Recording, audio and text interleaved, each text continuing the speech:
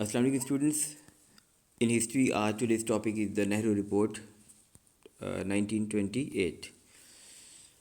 In the previous topic, we had discussed the arrival of Simon Commission. So in 1927, the Simon Commission came in India, and the purpose was to inquire into the working of Montague-Chelmsford reforms of 1919. The Simon Commission was severely opposed by the Indians, and it had to face the mass demonstrations and protest. There was a reason it was uh, comprised of seven members who were all British, and there was not even a single person in the commission to be Indian.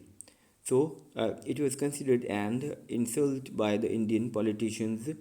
That's why they launched the demonstrations and protest against the Simon Commission.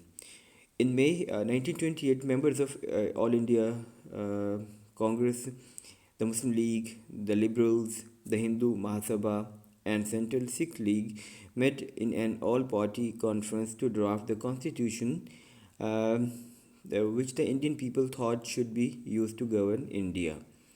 So Pandit Motilal Nehru chaired the committee that devised the constitution and was contained in the Nehru report. That constitution was basically the points about how to govern the India.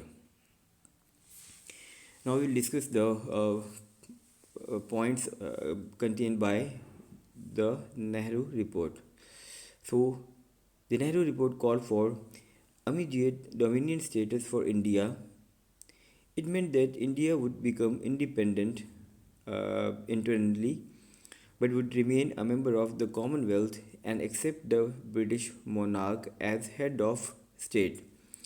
In practical, the British would have no say in the internal affairs of India. Secondly, India was to be a federation with a two-chamber parliament. There would be universal suffrage to elect the lower house and the provincial councils. Suffrage means the right of vote. Third one, there would not be a separate electorate for any community or weightage for minorities. Previously, the separate electorate was accepted by Congress in the Lucknow Pact for the Muslims. So there was, however, to be protection of the minorities through a system of reserving seats in the central parliament. Fourth, there should be no state religion, and men and women should have equal rights as citizens. So it was called that India would be a secular state. Fifth one was it was called Hindi should be made the official language of India. So these are the points contained by the Nehru report. So let's see the reaction of Muslims especially. Gandhi proposed that the British should be given 1 year to accept the recommendations of the Nehru report, or a campaign of non-cooperation should begin in case the British didn't agree those points given in the Nehru report. Although the Nehru report was drawn up by an all-party conference, the Muslims were horrified by its proposals. The Muslim League was the part of all-party conference, and the points what were approved in all-party conference were not satisfactory for the Muslims. In the Nehru report, the views of the Muslims had been ignored, and the Congress turned back on the agreements it had made in the Lucknow Pact. Means in 1916, during in the Lucknow Pact, all the provisions admitted and accepted by Congress for the Muslims, now they were being denied. On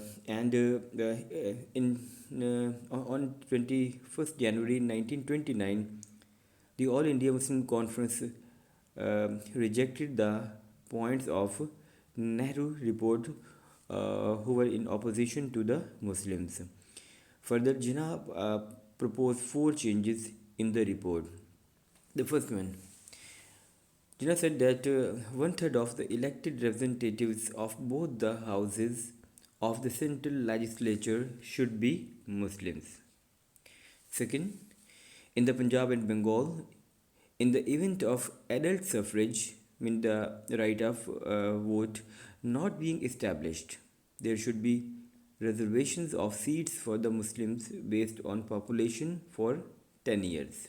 Thirdly, residuary powers should be left to the provinces and should not rest with the central legislature.